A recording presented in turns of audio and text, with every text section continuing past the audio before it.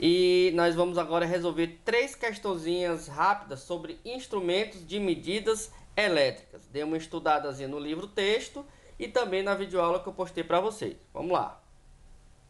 Em uma aula de laboratório, o professor montou um circuito de três resistores ôhmicos, R1, R2 e R3, associados a uma fonte de alimentação VT, conforme o circuito abaixo, e solicitou ao aluno que, usando um amperímetro ideal, medisse o valor da intensidade da corrente elétrica que flui através de R2. O aluno, porém, fez a ligação do amperímetro errado, de maneira idêntica na figura a seguir. Com base nisso, assinale a alternativa que represente o valor indicado em amperes no amperímetro.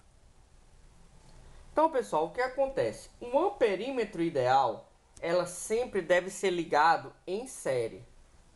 É diferente do voltímetro, que tem que ser ligado em paralelo. E o amperímetro ideal, a resistência tem que ser nula.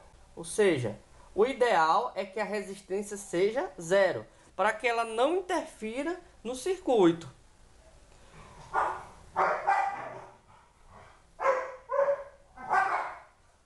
Então, o que acontece?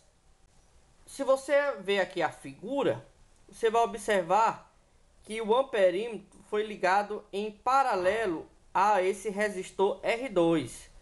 Como o amperímetro não tem resistência, é como se você ligasse apenas um fio. Então é aquela nossa história de curto-circuito. E no curto-circuito, a corrente elétrica, quando ela sair aqui, passar por esse fio aqui, ela vai encontrar esse nó. A gente chama de circuito elétrico, isso aqui de nó, que é os dois caminhos possíveis. Só que como o caminho de cima, que é do amperímetro, não tem resistência, a corrente elétrica vai passar toda por aqui, de modo que a resistência não vai passar, a resistência aqui é como se fosse nula, ou seja, não vai passar nenhuma corrente elétrica aqui sobre o 20. Então, o que vai acontecer? A resistência equivalente vai ficar apenas R1 mais o R3, porque é uma associação em série de resistores. Então nós temos 10 mais 30, então a resistência equivalente vai ser de 40. E aí nós sabemos que a tensão é igual a resistência vezes a corrente. Como nós queremos saber qual é a corrente que vai passar pelo amperímetro, então a corrente vai ser U dividido por R, a segunda lei de Ohm. Então a tensão aqui é 12 volts, dividido pela corrente, que é de 40 ohms. Corrente não, a resistência 12 volts dividido pela resistência de 40, que vai dar 0,3 amperes. Observe, pessoal, que para medir corretamente a corrente, que o valor da corrente vai estar errado, porque ele está anulando esse resistor 20. Você deveria ligar o amperímetro em série e não em paralelo. O que você liga em paralelo? É o voltímetro. Vamos para mais uma questão. Em um laboratório, um elemento resistor de resistência R do circuito de equipamento precisa ser testado para que se certifique de que ele está funcionando conforme as especificações do fabricante. Um técnico tem à sua disposição um amperímetro, que serve para medir corrente elétrica, um voltímetro, que mede a tensão, e um ohmímetro, que mede a resistência. Sobre as características desses aparelhos e o modo de conectá-los ao circuito para fazer medidas, assinale o que for correto. Para medir a corrente elétrica, deve-se ligar o amperímetro em série com o elemento. Nós vimos na questão anterior isso, né? Está perfeitamente correto. 2. Para que a introdução do amperímetro não modifique de modo significativo o valor da corrente que se quer medir, sua resistência do amperímetro A deve ser desprezível quando comparada à resistência R do elemento. Perfeito. Porque senão, como ele é ligado em série, a resistência interferiria, somar no caso. Então, a resistência do amperímetro tem que ser quase zero, tem que ser desprezível, comparado ao elemento. Vamos ver a opção 4.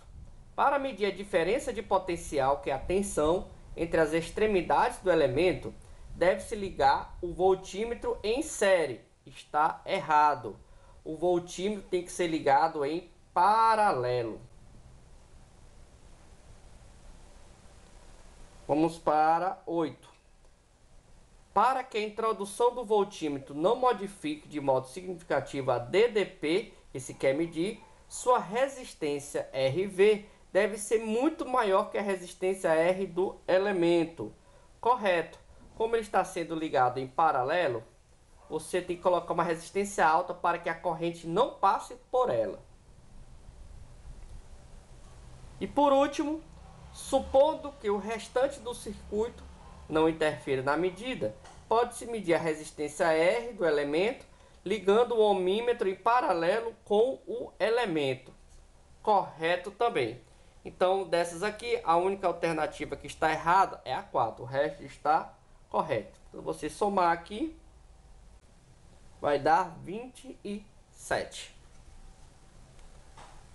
E a última questão. Sobre o funcionamento de voltímetros e o funcionamento de amperímetros, assinale a alternativa correta. A resistência elétrica interna de um voltímetro deve ser muito pequena para que, quando ligado em paralelo, as resistências elétricas do circuito não altere a tensão elétrica que se deseja medir. Está errado. Por quê? Porque no voltímetro a resistência não é pequena, ela tem que ser muito grande.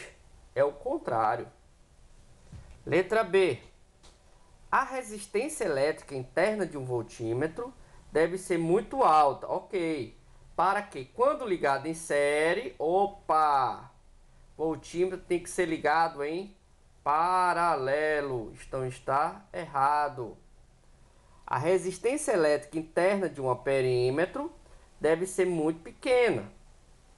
Para que, quando ligado em paralelo, aqui está errado. Por quê? Porque no amperímetro tem que ser ligado em série. A resistência elétrica interna de um amperímetro deve ser muito pequena, para que, quando ligado em série, as resistências elétricas de um circuito não alterem a intensidade da corrente elétrica que se deseja medir. Então, corretíssimo. Letra D. E por último, letra E. A resistência elétrica interna de um amperímetro deve ser muito alta. Aqui está errado. Então, a assertiva, letra D. Então, pessoal, por hoje é só. Nós vamos encerrar o assunto de circuitos elétricos. Dê uma estudada no material teórico. Resolva algumas questões que aqui e acolá aparece esse tipo de questão no Enem. Então, vale a pena dar uma estudada nesse assunto, tá bom? Qualquer dúvida, poste lá nos comentários e até a nossa próxima aula.